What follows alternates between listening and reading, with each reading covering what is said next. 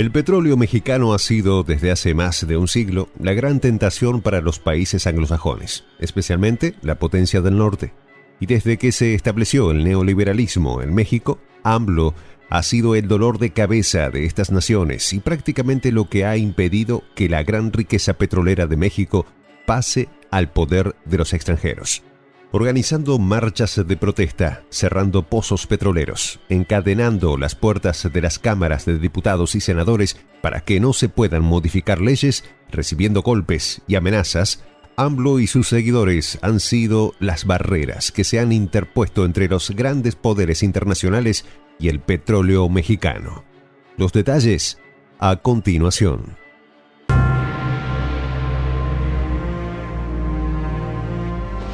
Voz de la Patria Grande. La lucha de AMLO por el petróleo mexicano empezó hace muchos años atrás. A sus 29 años, López Obrador fue testigo de la entrada del neoliberalismo en México. Y es que en 1982, con Miguel de la Madrid, egresado de Harvard, hizo su entrada a esa corriente que dejó a un lado la distribución de la riqueza, recortó el gasto social y aumentó las tarifas de bienes y servicios del gobierno. Fue entonces cuando comenzó la decadencia petrolera de México. El futuro presidente estaba consciente de esto, pues, nacido en un estado petrolero como lo es Tabasco, viendo la bonanza y la creación de buenos empleos que la industria generaba, pudo percibir el cambio gradual que ocurría cuando el gobierno federal se concentró en la extracción de petróleo y dejó de invertir en el desarrollo de la industria que le daba valor agregado. Ya lo decía Richard Lansing, secretario de Estado de Woodrow Wilson en 1924. Para dominar a México basta con controlar a un solo hombre, el presidente. Vamos a abrir nuestras universidades a los jóvenes ambiciosos mexicanos y serán ellos los que, al llegar a la presidencia, nos entreguen el país. Estas palabras proféticas aterrizaron en México con Miguel de la Madrid. Hacia el final de 1976, había en México 7 refinerías en operaciones y el país era autosuficiente en la producción de gasolina y era uno de los grandes productores de fertilizantes del mundo, dado que la industria petroquímica mexicana ya estaba bastante desarrollada. El año fatídico de 1982 marcó el inicio del colapso petrolero. Tal parecía que se buscaba que México fuera un enorme pero simple exportador de petróleo crudo y se olvidó el gobierno neoliberal del valor añadido que representaba la refinación, la investigación y la búsqueda de nuevos depósitos para aumentar las reservas probadas. Nada de eso importaba en ese entonces. El siguiente presidente mexicano no lo hizo mejor, Carlos Salinas de Gortari. Egresado de Harvard, incluso dividió Pemex, la empresa gubernamental encargada del mineral, en 4 empresas distintas, más fáciles de manejar, doblegar y sabotear. La situación no mejoró con Ernesto Zedillo, egresado de Yale, quien incluso pidió préstamos al extranjero poniendo como garantía el petróleo del país. Hubo una cuenta en Nueva York donde iban a parar todos los ingresos por la producción petrolera de México, sin que el gobierno mexicano tuviera acceso a esa riqueza extraída del subsuelo del país. Ya en 1996, y ante la pésima administración en materia de petróleo del presidente Zedillo, López Obrador entró en conflicto directo con el gobierno federal y junto con sus seguidores bloqueó hasta 51 pozos petrolíferos. Puso en evidencia los derrames del mineral, la falta de mantenimiento de los ductos, la invasión de áreas ecológicas y los perjuicios a los trabajadores.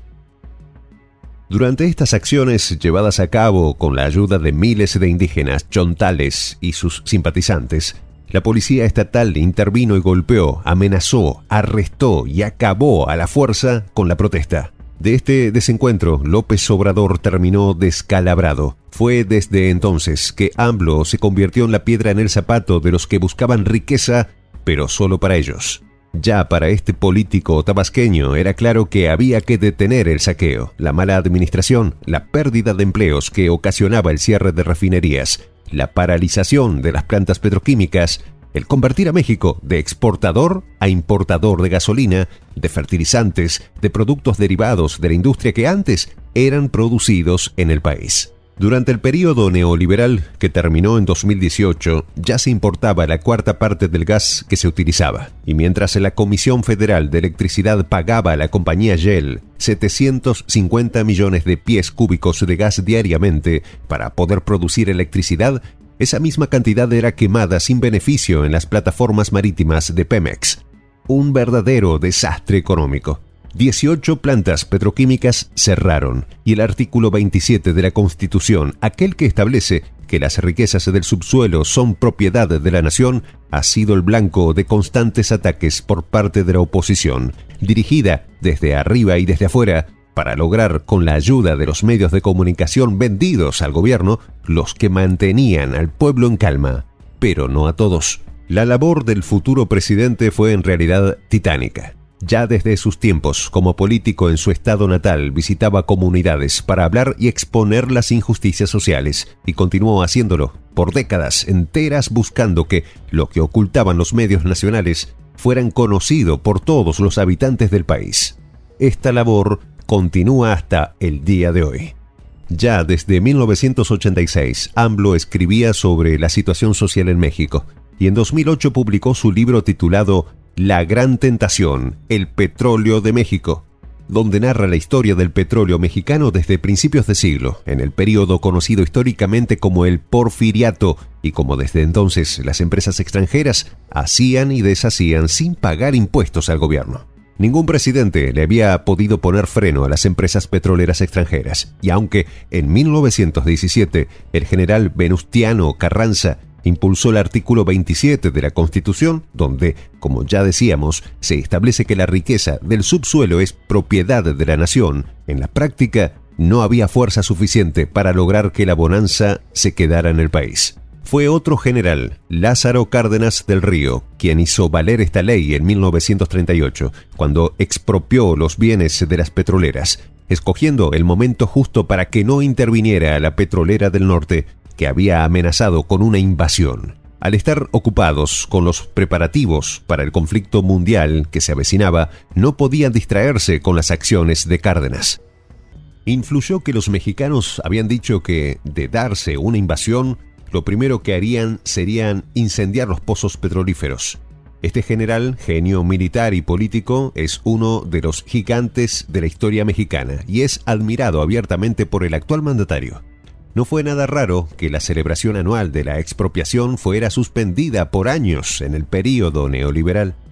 En 2008, durante el gobierno de Felipe Calderón, graduado en Harvard, López Obrador y varios grupos de izquierda alegaron que las discusiones sobre política energética que se iba a llevar a cabo en las cámaras atentaban contra el espíritu de la Constitución, así que rodearon los edificios, encadenaron las puertas y construyeron barricadas con sillas y mesas. Así, lograron que no se aprobaran varias leyes secundarias que hubieran alterado el marco legal de la empresa petrolera estatal Pemex, fundada en 1939, en el periodo de Lázaro Cárdenas. Denunció también que el secretario de Gobernación del presidente había beneficiado a empresas de su familia cuando el susodicho era secretario de Energía. También en 2008, López Obrador inició una campaña llamada En Defensa del Petróleo y dio a conocer en mitines y protestas la intención del gobierno de privatizar Pemex. Sin embargo, el Senado aprobó por mayoría la reforma petrolera de Calderón y así la empresa estatal se abrió a la iniciativa privada. ¿Y dónde quedó el artículo 27? En 2013, AMLO hizo un llamado a cercar de manera pacífica el edificio del Senado, ya que se iba a discutir la reforma energética. Un día después le dio un infarto. Fue trasladado de urgencia al Hospital Médica Sur y afortunadamente, aunque ingresó en estado grave, poco después fue declarado fuera de peligro. Ahora, como presidente de México, amado y respetado por la mayoría de los mexicanos que buscaban un cambio desde hace mucho, AMLO está luchando contra la corrupción. Y es que el sistema petrolero estaba tan corrupto que incluso había organizaciones enteras ordeñando gasolina de los ductos de Pemex. Este fenómeno se conoce como huachicol en el país azteca. Incluso se descubrió que en los centros computarizados de control de los ductos de gasolina tenía acceso personal encargado de ignorar las alarmas cuando se detectaban fugas, a sabiendas de que se estaban apropiando del combustible. Y claro, Ellos también formaban parte de esas organizaciones ilícitas. Ante esto, AMLO optó por comprar pipas para transportar el líquido. Muchísimas gasolineras y grandes empresas fueron clausuradas o multadas por vender producto sustraído de manera impropia. Accidentes graves con pérdidas de vida se produjeron por esta costumbre. Y claro, le echaron la culpa a López Obrador. Todavía tiene mucho trabajo por hacer el presidente. Pero si no fuera por él, el petróleo mexicano ya tendría otros dueños. Soy el J, Juan José del Castillo, director del canal Prensa Alternativa. Si quieres ser parte de la comunidad de la Patria Grande, suscríbete a nuestro canal. Si es que quieres que te lleguen las notificaciones cada vez que subimos un video, activa la campanita. Si quieres apoyar a nuestro canal económicamente, puedes hacerlo a través de PayPal. El enlace está en la descripción del video. A nombre del equipo de Prensa Alternativa, me despido con esta expresión en el quechua milenario, Tupananchis Kama, cuya traducción es hasta volvernos a encontrar.